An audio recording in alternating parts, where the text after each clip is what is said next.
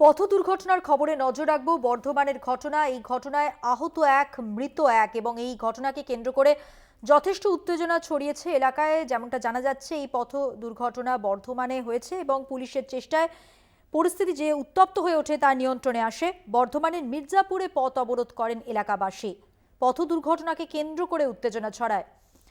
সর্বশেষ পরিস্থিতি জানবো আমাদের প্রতিনিধি চন্দন সেনগুপ্তর কাছ থেকে। চন্দন, এই মুহূর্তে কি পরিস্থিতি, কি কারণে এতটা উত্তেজনা সৃষ্টি হলো, এবং পাশাপাশি জানতে চাইবো যে যে দুর্ঘটনা হয়েছে সেটা কিভাবে হলো? একদমই মধুবন্তী, যেটা জানা যাচ্ছে যে 12:30 নাগাদ বাবা এবং ছেলে দুজনা মোটর বাইকে করে কলিগ্রাম থেকে বর্ধমানের দিকে যাচ্ছিল।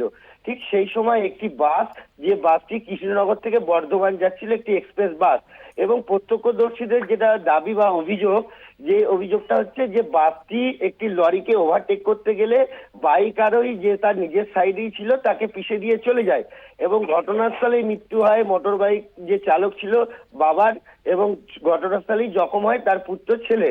এবং তড়িঘড়ি কিন্তু তারা সঙ্গে সঙ্গে একটি টোটো ডেকে দিয়েছে, বর্ধমান মেডিকেল কলেজ হাসপাতালেই দুজনকে পাঠায়, এবং সেখানে ডাক্তাররা বলেন যে বাবার মৃত্যু হয়েছে এবং ছেলেকে আশঙ্কাজনক অবস্থায় বর্ধমান মেডিকেল কলেজে ভর্তি করা হলো।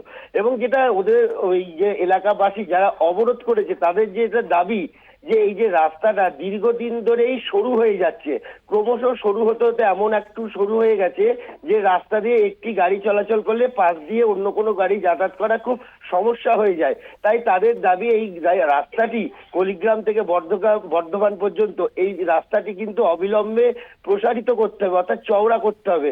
এই যদি চওড়া না করা হয় তাহলে দীর্ঘদিন যে প্রত্যেক দিন প্রতিনিয়ত কিন্তু দুর্ঘটনা কোনো না কোনো ভাবে হচ্ছে। বেশ কয়েকদিন আগেই উল্লেখযোগ্য যে ওই এলাকাতেই, ওই জায়গাতেই আরো একটি দুর্ঘটনায় একজনের মৃত্যু হয়েছিল। এরপর বারবার প্রশাসনকে বলুক, তারা কিন্তু কোনো টরং নড়েনি তাদের, সেই কারণেই তারা আজকেই অবরোধ করে, এবং এই অবরোধ প্রায় 1.5 ঘন্টা ধরে চলে। এরপরে ঘটনাস্থলে আসে পুলিশ, এলে এলাকাবাসীদেরকে বোঝানো হয় যে এটা তো একদিনের কাজ নয়, এটা বলতে হবে, তারপরে এটা হবে। তবে আপাতত তারা স্পিড ব্রেকার এখানে লাগিয়ে দিচ্ছে, এবং তারপরে কিন্তু চলাচল যান নিয়ন্ত্রণ করা হবে, এবং তার পরবর্তীকালে রাস্তা চওড়ার ব্যাপারে যারা যদি উপর থেকে নির্দেশ আছে নিশ্চয়ই রাস্তা চওড়া করা হবে। এই বিষয়ে তারা আশ্বাস দিলে পুলিশের পক্ষ থেকে তখন অবরোধকারীরা অবরোধ তুলে নেয়, এবং আপাতত এখন অবরোধ উঠে গেছে। এবং দুর্ঘটনার যে যার মৃত্যু হয়েছে তার পরিবারের লোক ইতিমধ্যেই বর্ধমান মেডিকেল কলেজ হাসপাতালে এসছে, এবং একটা শোকের ছায়া এলাকায় পড়েছে। মধুবন্তী, ধন্যবাদ চন্দন। কথা বললাম আমাদের প্রতিনিধি চন্দন সেনগুপ্তর সঙ্গে। পথ দুর্ঘটনায় মৃত এক এবং জখম এক, পথ দুর্ঘটনাকে কেন্দ্র করে উত্তেজনা সৃষ্টি হয়। বর্ধমানের কালনার ছবি আপনাদের দেখাচ্ছি।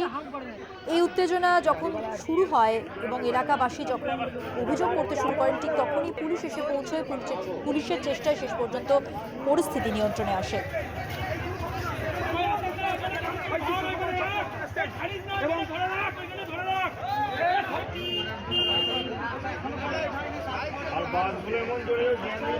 যে ছবি আপনারা দেখছেন বর্ধমানের মির্জাপুরের ছবি।